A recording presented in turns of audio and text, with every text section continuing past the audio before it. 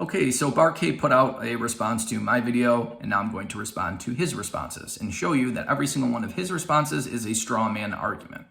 The first response, that there is no clinically meaningful change in acid-base balance, altering diet because it only changes the pH by 12 parts per billion. Well, there is only 10 parts per 100 million water molecules in our blood. Does that make the amount of protons in our blood insignificant or clinically insignificant or irrelevant just because it's a small number? Of course not. So you can't just keep repeating a small number and stating that I'm incorrect because it's only 12 parts per billion.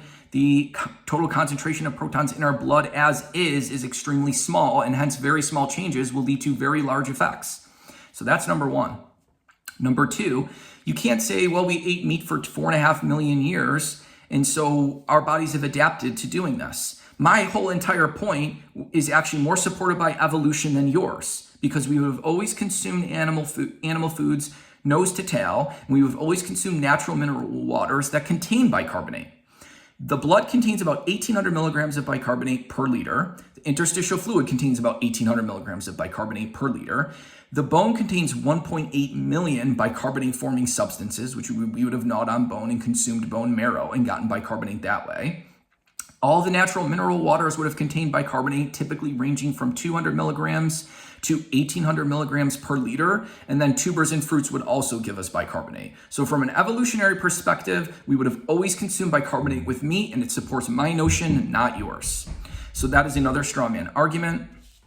Another argument, basically, that I was trying to say is the clinical studies. If you look at many of which I presented in a video prior to the one Bart responded to.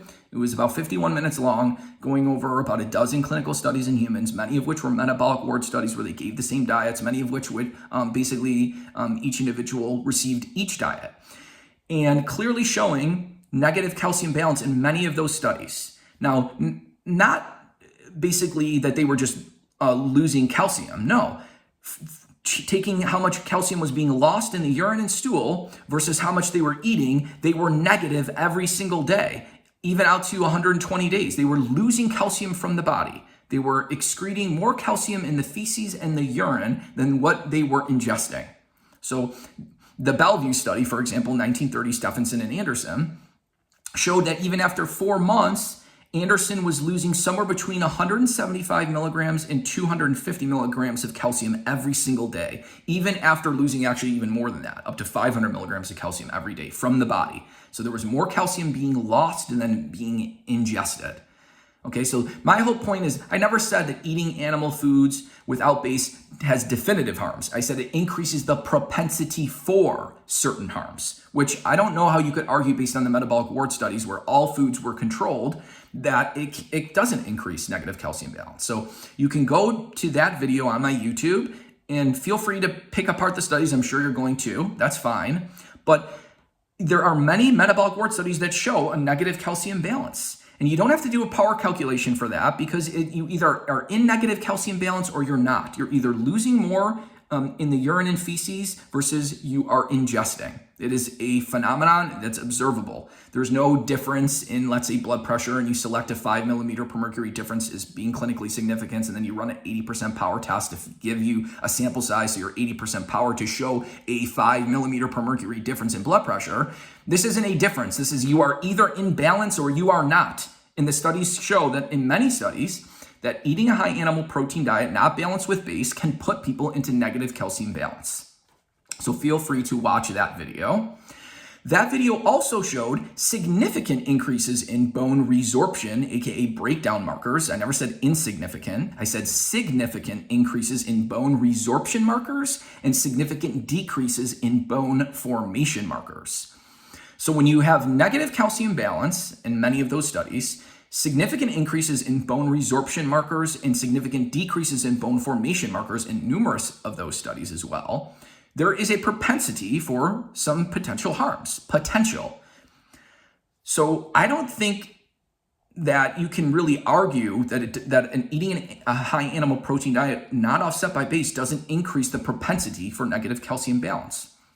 There was also a study that I had covered as well that showed a significant decrease in parathyroid hormone and calcitriol, 1,25-dihydroxyvitamin D, the active form of vitamin D, in individuals consuming a high animal protein diet.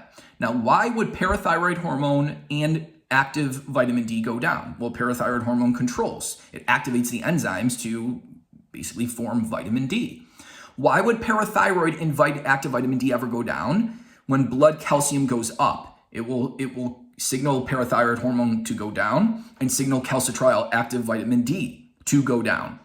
So that study also highly suggests that some of the calcium loss that is occurring is coming from the bone, because the calcium would only spike in the blood higher to a significantly higher degree to cause a significantly lower parathyroid and a significantly lower calcitriol if there was a significantly higher amount of calcium being released in the blood, which would only come from bone, because the diet's intake of calcium was the same in that study for the 3 diets. The high animal protein, the animal protein with some vegetables, and then the vegetarian diet.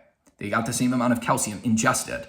So calcitriol going down and parathyroid going down would only happen from a spike in blood calcium, which would only occur from being pulled from the bone, which matches and also corresponds to the other several studies showing increases in bone resorption, decreases in bone formation.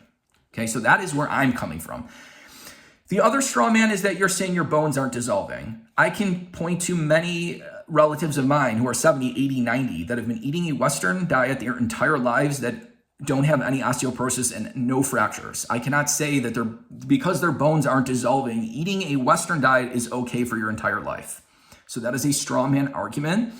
And even pointing to carnivores who have been on carnivore for 40 years can't prove that either, because there is so much calcium in your bone that it takes decades, it would take decades, even based on the losses, for there to be a significant enough effect. And then you still have to have a fracture, which even on a Western diet typically doesn't happen in those people until they're about 70.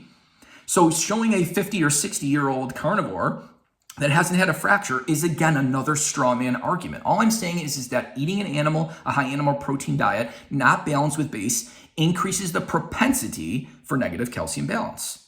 And I don't think anyone could honestly argue that. But feel free to, that's fine. I think those were the main straw man arguments that Bart had said. And I think I just eloquently showed why those are straw man arguments and are incorrect.